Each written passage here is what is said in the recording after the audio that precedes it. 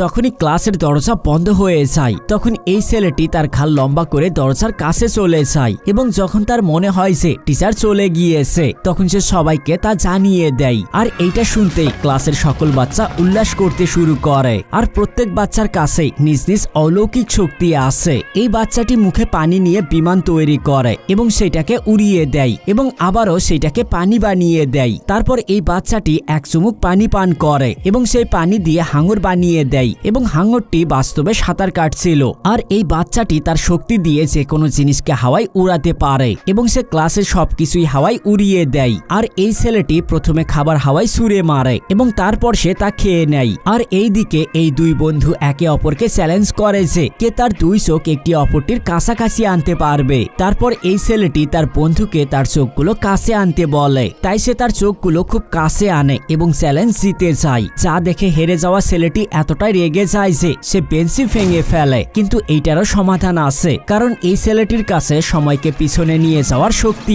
আছে, যার মাধ্যমে সে দ্রুত সবকিছুকে ঠিক করে দেয়। বন্ধুরা, এই ভিডিওতে একটি লাইক করলে পার্ট 2 খুব দ্রুত চলে আসবে।